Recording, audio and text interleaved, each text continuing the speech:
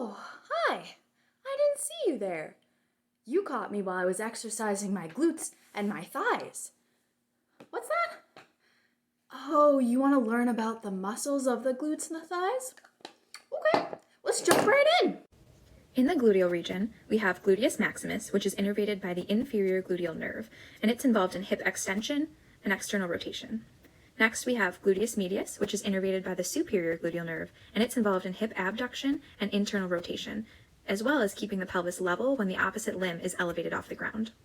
Next, we have gluteus minimus, which is also innervated by the superior gluteal nerve and is involved in hip abduction and internal rotation. Next, we have piriformis, which is innervated by branches off anterior rami of S1 to S2, and it's involved in external rotation of the hip as well as abduction of the hip.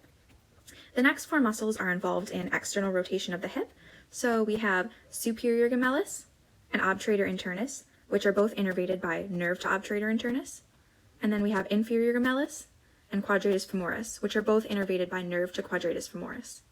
In the anterior compartment of the thigh, there are four muscles that make up the quadriceps group: rectus femoris, vastus medialis, vastus lateralis, and vastus intermedius. These are all innervated by the femoral nerve and are involved in extension of the knee. Rectus femoris is also involved in flexion of the hip. Next, we have sartorius, which is innervated by the femoral nerve and is involved in hip flexion, abduction, and lateral rotation. It's also involved in flexion of the knee and commonly known as the figure 4 muscle. Next is pectineus, which is innervated by the femoral nerve and occasionally the obturator nerve.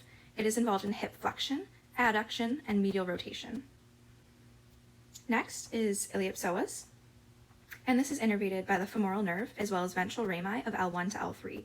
It's involved in flexion of the hip. In the medial compartment of the thigh, we have the adductors of the hip, which are all innervated by the obturator nerve. First, we have adductor longus and adductor brevis. We also have obturator externus, which in addition to hip adduction is also involved in lateral rotation of the hip. Next is gracilis, which in addition to hip adduction is also involved in knee flexion and medial rotation. And lastly, we have adductor magnus, which has an adductor part and a hamstring part. The adductor part is innervated by the obturator nerve and is involved in hip adduction and flexion, while the hamstring part is innervated by the tibial portion of the sciatic nerve and is involved in hip extension. In the posterior compartment of the thigh, there are three muscles that make up the hamstring group: semitendinosus, semimembranosus, and biceps femoris long head. They're all innervated by the tibial division of the sciatic nerve, and they're involved in extension at the hip.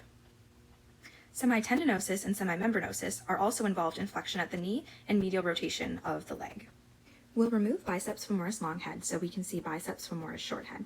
The short head is innervated by the common fibular portion of the sciatic nerve. Both biceps femoris long head and short head are involved in flexion of the knee as well as lateral rotation of the leg.